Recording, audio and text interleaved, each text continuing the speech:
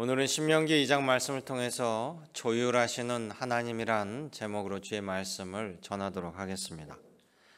여러분, 모든 것이 평안하고 질서 있게 움직이려면 이 모든 것을 조율하고 또 움직이기 원하는 그런 시스템이 필요합니다. 최근에 비행기 사고들이 연이어 터지는데요. 이 하늘을 나르는 비행기들이 충돌 없이 안전하게 지나다니려면 그 비행기 모든 항적을 조율하는 관제소가 필요합니다. 바다에도 우리가 바다를 바라볼 때는 길이 없는 것 같지만 바다에도 길이 있어서 배가 그 길대로 다니다 보니까 또 서로 충돌하기도 합니다. 그래서 바다 길을 통제하는 선박교통 통제 관제탑이 우리 완도에도 있죠. VTS라고 바다 위에 관제소가 관장을 합니다. 우리가 자동차를 끌고 다닐 때도 신호등 자체가 혼란과 또 사고를 막아주는 역할을 하게 됩니다. 우리 하나님이 세상을 창조하실 때 이 창세기를 보면요, 세상도 맨 처음 혼돈과 혼란 가운데 또 깊은 흑암 속에 놓여 있는 상태였으나 우리 하나님께서 조율하시고 하나님께서 질서를 부여하십니다. 빛을 내셔서 빛과 어두움으로 나누시고 물을 하늘 위와 하늘 땅 아래로 가르시고 또 수많은 별들을 질서 있게 운행하도록 하셨습니다. 그런 상태, 모든 질서가 부여되는 상태를 보시면서 주님은 이렇게 말씀하십니다. 보기에 참 좋더라. 아멘. 보기에 참 좋은 상태, 질서와 평안으로 조율된 상태, 바로 하모니를 이루는 상태입니다.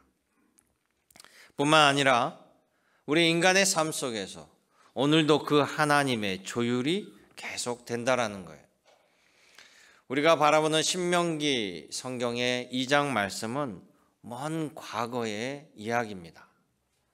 먼 과거에 우리가 살지 않은 땅, 우리가 익숙하지 않은 저 중동에 있었던 그 역사의 이야기가 오늘 우리에게 무슨 의미가 될까라고 생각을 합니다.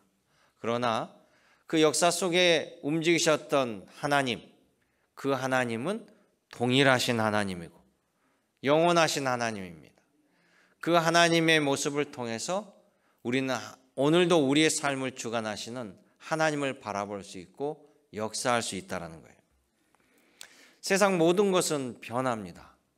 사람 역시 변합니다. 그러다 보니까 좋게 변할 수도 있고 나쁘게 변할 수 있어요. 저 사람이 처음에는 참 잘했는데 왜 이렇게 됐는지 모르겠다라고 하는 말도 있고요. 저 사람은 젊을 때 형편없었는데 지금은 성인 군자가 따로 없다라고 평가하기도 해요. 그만큼 사람은 변하게 되어 있습니다. 세상 만물도 변하죠. 그런데 변한다라는 것은 예측이 어렵습니다. 우리 하나님의 속성은 뭡니까? 영원하신 하나님이에요. 어제도 오늘도 내일도 동일하신 하나님입니다. 그 말은 우리 하나님의 성품은 예측 가능합니다. 그래서 성경에 있는 이야기들이 먼 옛날의 이야기가 아니라 그때 함께 하셨던 하나님이 오늘도 동일한 마음으로 동일한 형편으로 주님이 역사하신다라는 사실이에요. 그렇기 때문에 우리는 매일 우연 속에 살아가는 것이 우리의 삶이 아니라 하나님의 계획과 하나님의 조율 속에 우리의 삶이 있고 그 하나님의 뜻을 분별하여 우리의 믿음의 선택들이 하루하루 쌓여서 내일의 삶을 열어간다는 것을 여러분 성경을 통해서 알아갔으면 좋겠습니다. 그래서 오늘 믿음의 행동이 내일의 축복을 맞이하게 된다는 것이 바로 성경을 통해서 우리에게 분명히 가르쳐 주시는 말씀이에요. 오늘 신명기 2장을 통해서 이스라엘 백성들 주님께서 젖과 꿀이 흐르는 땅으로 인도하신다라는 그 말씀 듣고 나왔습니다. 출애굽 2년 차에 바로 가나안 땅 코앞에까지 당도하였으나 결국 그들은 그 땅을 들어가지 못했습니다. 그것은 하나님의 문제가 아니었고 불신하는 백성들의 문제 때문에 결국 그들은 다시금 광야로 나아가서 38년을 헤매야만 했습니다. 그 38년 헤매는 동안 출애굽 1세대들은 모두 세상을 떠나고 이제 모세와 출애굽 2세대들 그들 앞에 하나님이 다시금 명령하시는 장면이 신명기 2장 말씀입니다. 이 신명기 2장 말씀을 통해서 하나님의 마음, 하나님의 인도하신 뜻을 분별하여서 주님과 함께 동행하시고 주님이 예비하신 분복을 누리는 여러분 되시기를 주님의 이름으로 당부드립니다. 그러므로 오늘 내용을 구체적으로 보면 첫째는요. 출애굽 2세대에게 이제 출애굽하여 40년이 된 때 하나님이 명령합니다. 이제 다시 가나안 땅으로 들어가라. 그런데 가나안 땅으로 들어가기 위해서는 요단 동쪽으로 올라가라 이렇게 명령하고 있습니다. 출애굽 2년 차에 출애굽 1세대들은 하나님을 신뢰하지 못함으로 말미암아 혹독한 대가를 치렀습니다. 그들은 정탐꾼을 보냈죠. 지도를 보여주세요. 이들은 가네스 바데아라는 가나안 땅 남부 쪽에 지금 가나안이라고 표시되어 있는 것은 현 이스라엘 땅을 이야기합니다. 그리고 저 이스라엘 땅 가나안 땅은 가운데 갈릴리 호수와 사해바다 이렇게 또 한가운데 흐르는 요단강이 있습니다. 이 요단강을 중심으로 요단 서편이 현 이스라엘 땅, 요단 동편이 현 요르단 땅입니다. 가나안 땅에 들어가면서 하나님이 약속하신 땅은 현재 이스라엘 땅 요단 서편을 이야기합니다. 그래서 가네스 바데아에서요 그대로 위로 올라가면 가나안 땅으로 진입합니다. 정탐꾼을 보냈습니다. 가나안 땅이 가네스 바데아에서 에스골 골짜기를 지나 예루살렘을 통과하여서 저 북쪽 갈릴리까지 다 돌아보고 내려오는 길에 예루살렘 아래에 있는 에스골 골짜기에서 풍성한 포도 열매를 가지고 들어왔습니다. 그런데 그들이 돌아보는 과정 속에 가나안 주민들을 보게 된 거예요. 그들 중에 가장 거인 부족인 아낙 자손을 보게 됩니다. 그들을 보면서 이스라엘 백성들은 오금을 저려 우리는 저들이 이길 수가 없습니다. 우리는 들어가지 못할 것 같습니다. 이 말을 함으로 말미암아 결국은 그동안 이스라엘 백성들을 저 가나안 땅으로 인도하시겠다는 하나님의 약속을 하나님을 거짓말쟁이로 만들어버린 거죠. 결국 하나님께서 그 불신하는 이스라엘 백성들을 너희 말대로 그렇게 말한 너희 말대로 책임지며 광야로 다시 내몰게 되죠. 38년 동안 그들은 불평과 불신의 행동 때문에 가나안 땅을 들어가지 못했습니다. 그러므로 하나님의 자녀들은 불신의 말, 불평의 말은 하나도 도움이 되지 않습니다. 여러분, 예수님에게 직접 뽑혀서 제자가 된 가롯지방의 유다, 그 가룟 유다는요 예수님 곁에서 3년 동안 직접 가르침을 받았고 예수님의 수많은 기적의 현장에 함께했습니다. 나인성에 들어갔을 때 과부의 아들이 죽어 장사 지내는 그 슬픔의 행렬 속에 예수님은 그 죽은 아들을 살려줬어요. 바로 그때도 가룟 유다가 그 현장에서 함께 목도했습니다. 심지어 죽은 지 4일이 지나서 부패한 냄새가 나기 시작한 나사로, 그 나사로에게 예수님은 무덤 문을 연 다음에 죽은 나사로를 향하여 나사로야 나오너라 부를 때 그가 수의를 입고 걸어 나오는 그 장면도, 그 놀라운 장면도 가룟 유다가 함께 했습니다. 그의 수많은 가르침과 기적의 사건 속에 가룟 유다가 함께 했습니다. 그런데요, 그는 예수님 옆에서 은혜가 은혜되지 못했습니다. 자기 생각이 너무 강한 거예요. 예수님의 가르침의 말씀을 따라야 되는데 자기 생각이 너무 강하면 주님의 말씀을 들을 수 없습니다. 결국에는 자기 생각대로 나가다가 예수님을 배반하게 되고 자신도 비참의 나락에 떨어지는 거예요. 결국 불신은 여러분 아무것도 얻지 못합니다. 출애굽 1세대들 불신으로 결국은 광야에서 다 죽게 돼요. 성경에 보면 젖과 꿀이 흐르는 저 가나안 땅에 들어간 세대는요, 이스라엘 출애굽했을 때 20살 이하 세대입니다. 그리고 광야에서 태어난 세대들이에요. 1세대들이라고 하면 출애굽했을 때 20살 이상 성인 어른들이었습니다. 바로 이 20살 이하 세대와 어린 광야에서 태어난 세대들은요, 노예를 경험한 세대가 아니에요. 그 1세대들은 애굽에서 노예의 삶을 살았습니다.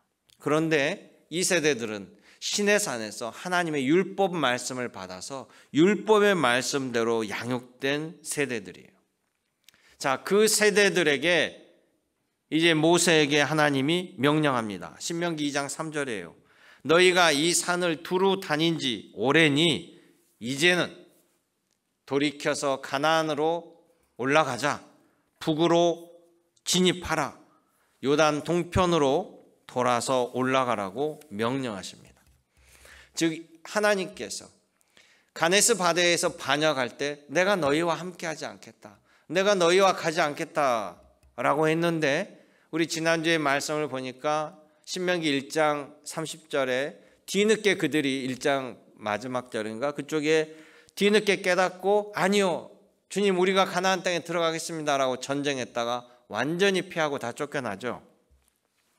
그런 이후에 이제 이번에는 주님이 내가 너희와 함께 하리니 자 동쪽으로 올라가라 라고 지시하는 거예요.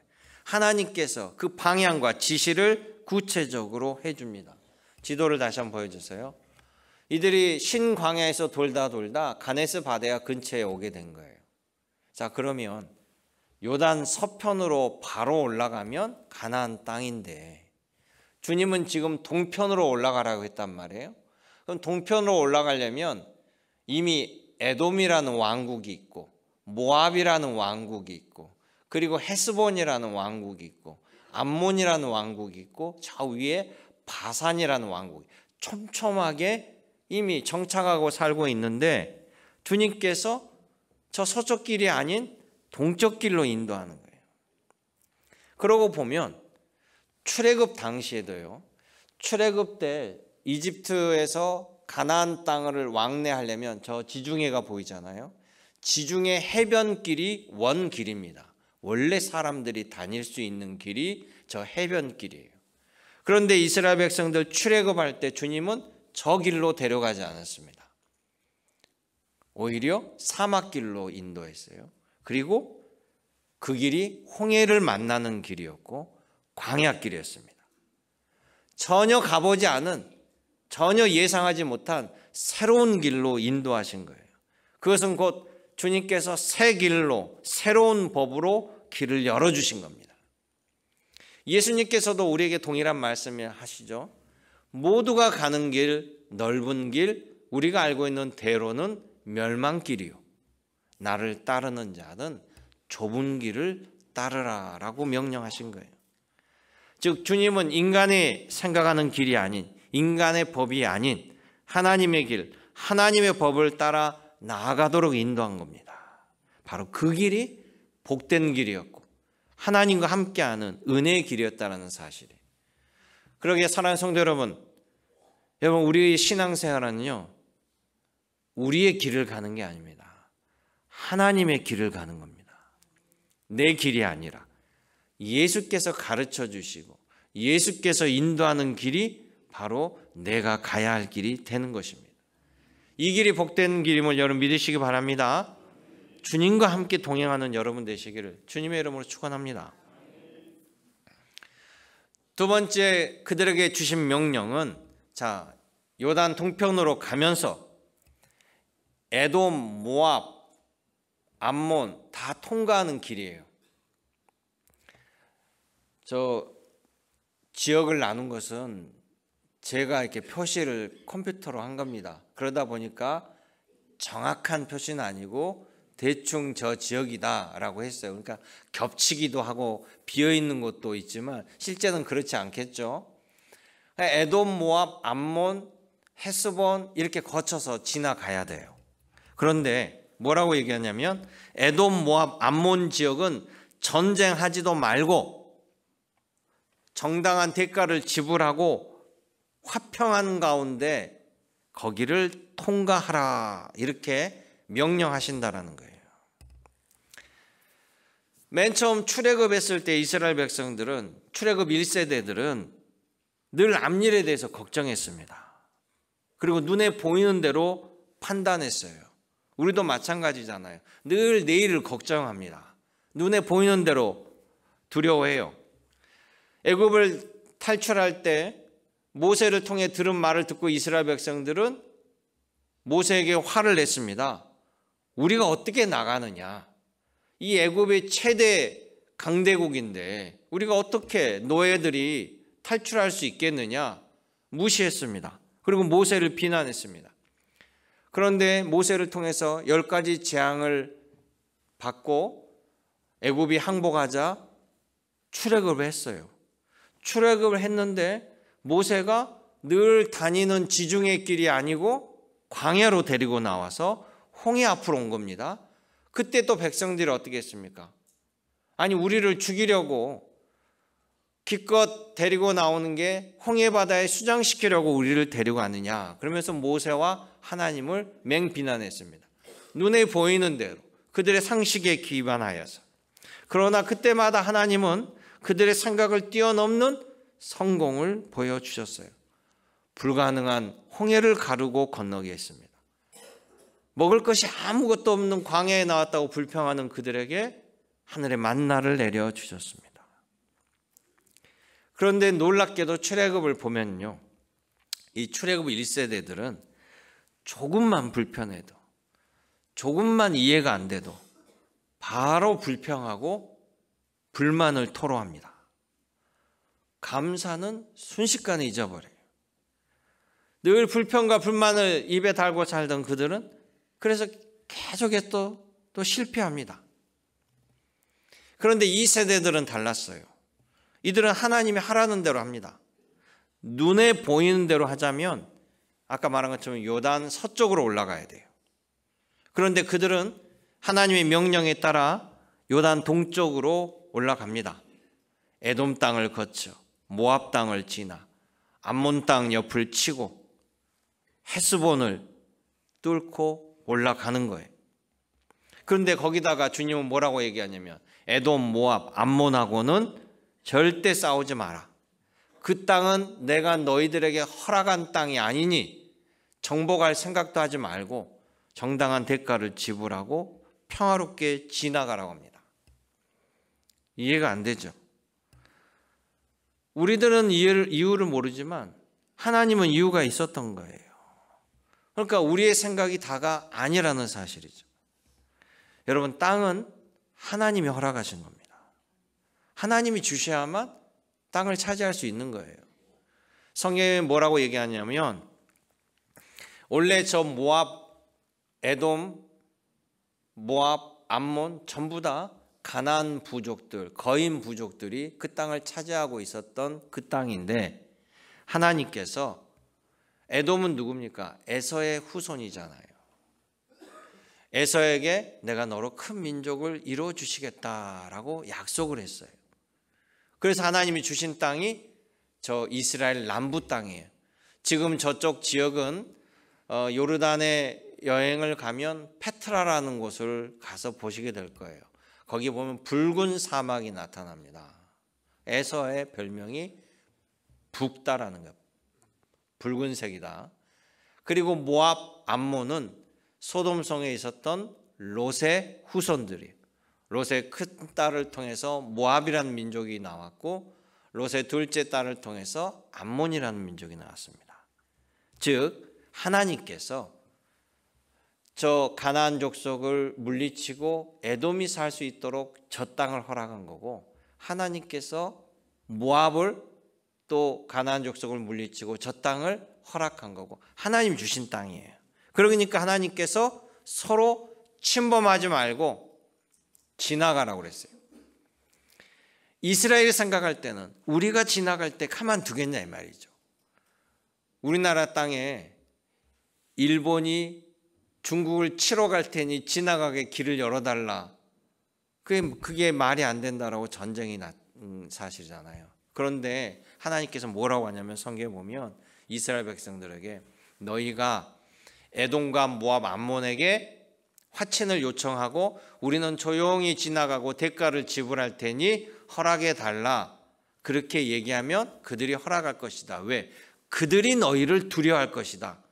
이스라엘은 자기네가 두렵게 생각했는데 아니었어요. 성경 뭐라 합니까?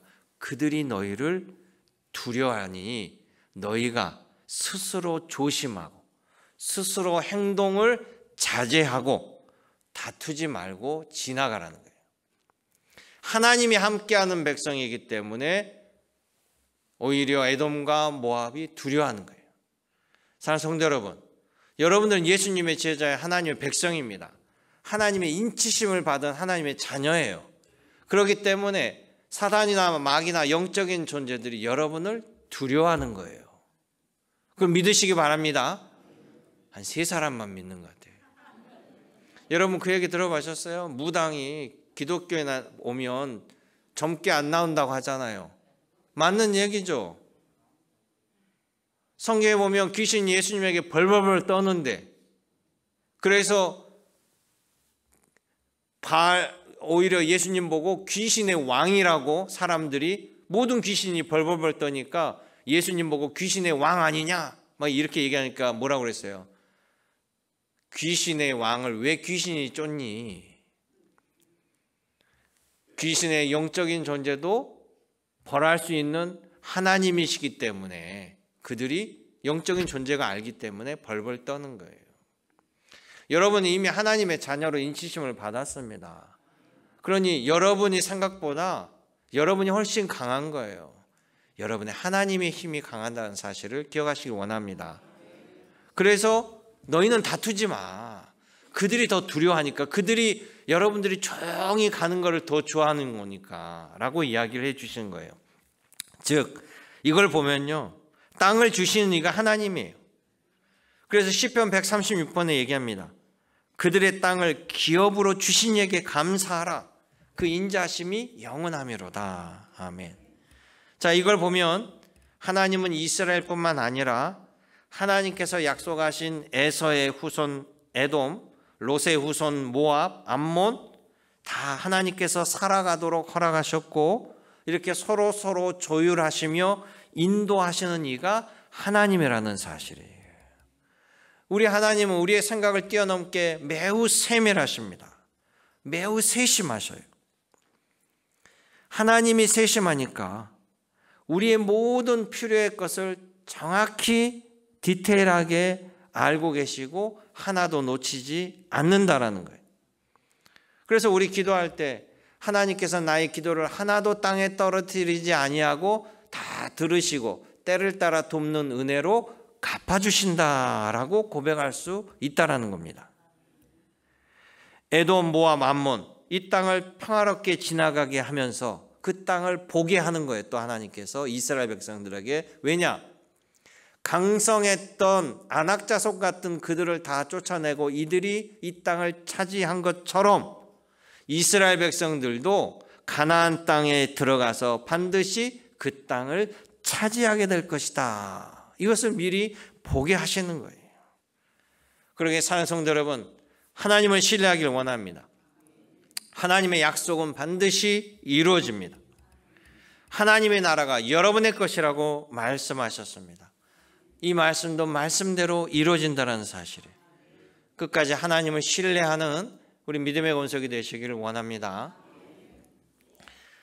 마지막 3번째 말씀은 주님께서 모압, 암몬, 또 에돔, 여기는 평화롭게 지나가라고 했는데 저 화면에 보면 요단강 가운데 헤스본이라는 왕국이 있죠. 자, 저 헤스본은 완악하니 모두 다 진멸하고 그 땅을 차지하라, 이렇게 명령하십니다. 자, 하나님은 에돔, 모압, 암몬은 그들 백성 그대로 살게 하시면서 왜 저 헤스본은 진멸하라고 하실까? 헤스본 족속은 무엇 때문에 다를까? 아니면 우리 하나님은 일방적이고 편파적일까? 이렇게 생각할 수 있습니다. 그런데 한 가지 우리가 기억해야 될 거 있어요. 우리 하나님께서 생명도 주시고 생명도 거두시고 복도 주시는 분은 하나님이세요. 또한 심판자도 하나님이십니다. 그래서 우리는 생사화복의 주관자 되시는 하나님이라고 고백하는 거죠. 즉 하나님이 이 세상의 모든 것의 주관자예요. 복은 하나님이 안 주면 어느 누구도 복을 줄 수가 없어요. 생명도 마찬가지입니다. 즉 하나님이 주관자라고 한다면 저와 여러분 모두는 아무런 권한을 가지지 않은 하나님의 피조물이라는 사실이에요. 주관자가 다 하십니다. 그런데 감사하게도 우리의 하나님께서 선하신 하나님, 공의의 하나님이시라는 사실이 우리를 감동케 하고 감사케 하는 거예요. 만약 그 주관자가 악한 주관자였다면 우리는 어디에도 희망을 찾을 수가 없어요. 그런데 우리 하나님은 선하신 하나님이에요. 그리고 공평하신 하나님이라고 그래요. 그런데 우리는 성경을 읽으면서 자꾸 내 기준으로 공평하냐 공평하지 아니하냐 따지게 되는 거예요. 여러분 우리의 기준을 신뢰하지 마시기 바라요. 하나님의 기준을 신뢰해야 됩니다. 우리의 기준은요 달라져요. 여러분 요즘 우리나라가 전 세계 뉴스거리에 늘 관심의 대상 아니에요? 현직 대통령이 비상계엄을 선포하고 지금도 뭐 내란이냐 아니냐 막 그럽니다. 비상계엄 선포할 때는 대부분의 국민들이 대통령이 잘못했다. 그 당연한 거 아니에요? 그런데 지금은 달라졌죠. 비상계엄을 찬성한 사람, 내란이 아니다, 거의 뭐 반반이 됩니다. 서로 생각이 달라요. 똑같은 상황에서도 완전히 다른 사고를 가지고 다르게 생각합니다. 그리고 둘이는 이 두 개념은 서로 평행선을 달려요. 서로 옳다라고 주장하는 거예요.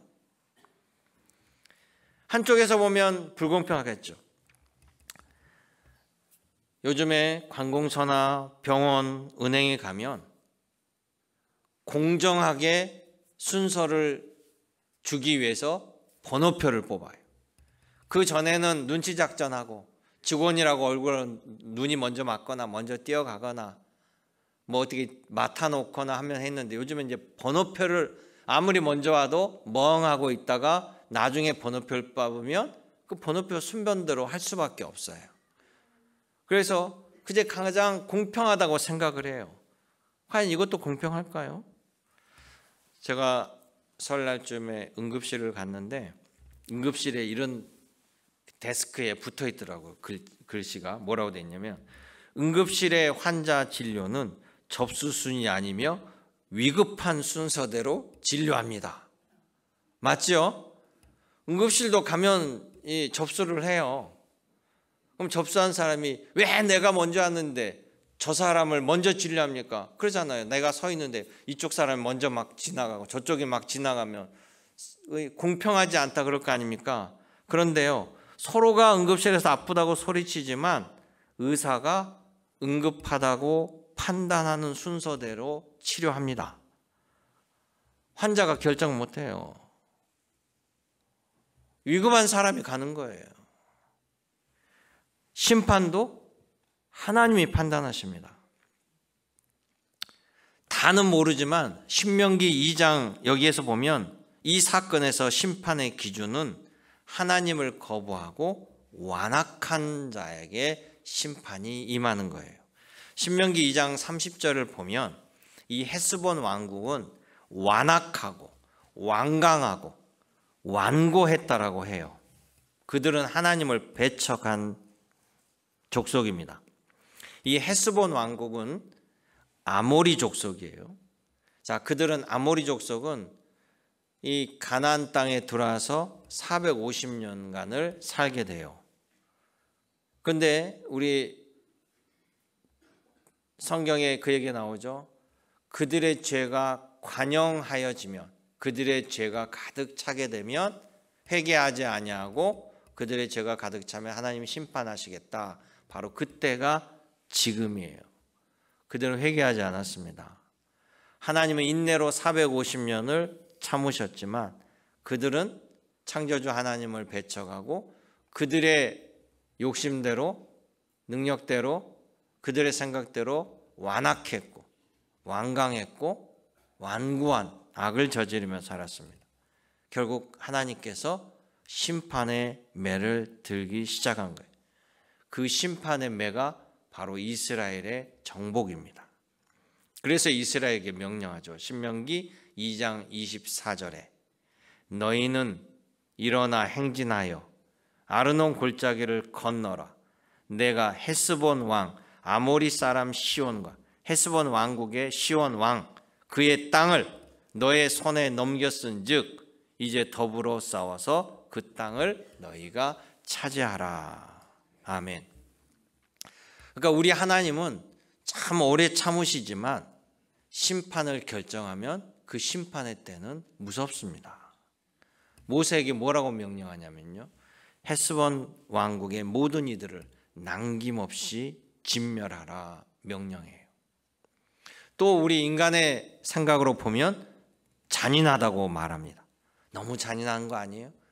성경에 보면 남녀노소 어린아이까지 다 진멸합니다. 자, 그 전에는 하나님이 함께하지 않을 때는 가네스 바다에서 이스라엘이 가나안 땅으로 들어갔을 때 완전히 패하고 쫓겨났잖아요.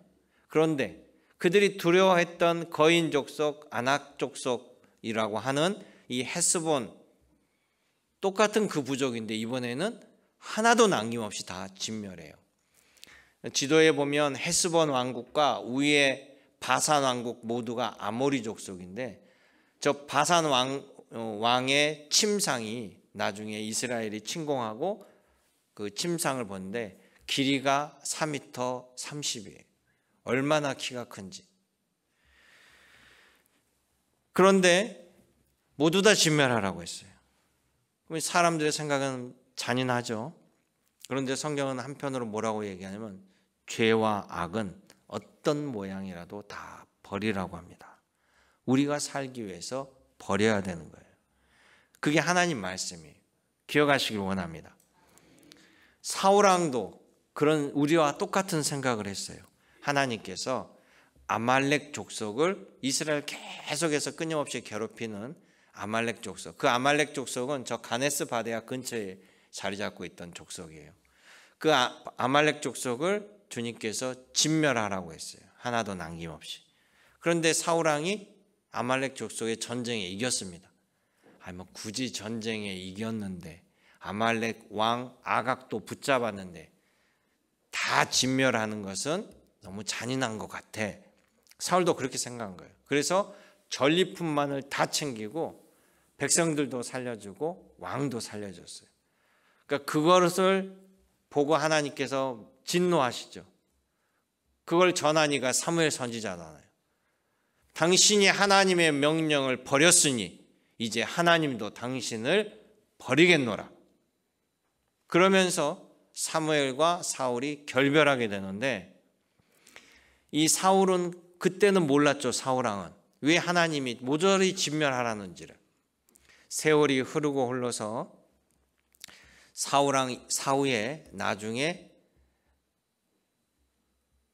이스라엘이 멸망하고 바사 제국의 백성이 되었을 때 바사 제국 총리가 하만이라는 총리인데 모든 유대인들을 다 죽이려는 계획을 세워요.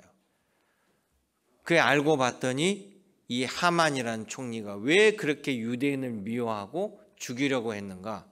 바로 아각의 후손이었어요. 그 사건이 바로 에스더 사건입니다. 에스더 사건. 우리나라도 그런 역사가 있죠. 고구려 신라 백제가 나중에 신라에 의해서 통일이 됐을 때 이 백제에 있는 왕족들이 어디로 도망을 갔나요? 일본으로 갔어요. 일본으로 가서 왕족 대우를 받고 또 일본 왕족하고 결혼을 했습니다. 그래서 실제 일본 왕족의 부인이 이 백제인이라는 게 다 역사적으로 발견됐잖아요. 그래서 그 왕들은, 일본 왕들은 뭐라고 했겠습니까? 일본의 백제 후손들은 자녀들에게, 야, 저 조선반도, 저 본토는 우리 땅이야. 우리 땅인데 우리 할아버지 때 저 신라한테 뺏긴 거야. 저 땅은 우리가 다시 차지해야 돼. 이게 계속 전수되지 않겠어요? 계속해서 자라고 전수가 되죠, 역사가. 그러니까 일본은 늘 조선을 노리고 침략하고 차지해야 될 땅으로 생각하는 거예요. 역사라는 건 보면요, 다 원인과 결과가 나타나는 것입니다. 결국 이 에스더 사건을 볼 때 하나님의 말씀이 왜 그렇게 사울왕에게 주어졌는지 그때는 알지 못했지만 나중에 보니까 이런 역사적 배경이 있었다는 것을 알게 되는 거예요. 그러게 사랑하는 성도 여러분, 우리가 결론을 다 한다면 우리가 하나님 아닐까요? 그러나 우리는 하나님이 아닙니다. 우리는 결론을 모릅니다. 그래서 우리는 결론을 아시는 하나님을 신뢰해야 하는 거예요. 하나님의 계획이 결국 만사 형통인 거예요. 오늘도 하나님이 배려하시고 하나님이 우리를 사랑해 주시고 하나님이 조율하시기 때문에 우리가 평안 가운데 살아갈 수 있음을 기억하시길 원합니다. 사랑하는 성도 여러분, 내일 일은 난 모릅니다. 여러분도 다 몰라요. 그러나 우리가 두려워하지 않을 것은 내일도 바로 이스라엘 백성들에게 약속하신 그 하나님이, 나를 사랑하시는 그 하나님이 내일도 우리의 삶을 인도하시고 조율하시고 하나님의 뜻 가운데 함께하는 자들을 이끌어 주신다는 사실을 기억하시길 원합니다. 오늘도 내일도 주님의 말씀을 새기면서 여러분 모두가 믿음으로 살아가셔서 주 하나님께서 예비하고 준비한 모든 은혜와 분복을 누리는 우리 믿음의 권속이 되시기를 주님의 이름으로 축원합니다. 참 좋으신 아버지 하나님, 오늘도 말씀 가운데 주님께 또 은혜 받으며 주님의 뜻을 분별하여 주님과 동행하는 저희들 될 수 있게 도와주시옵소서. 언제나 함께 하신 예수님의 이름으로 기도드리옵나이다. 아멘.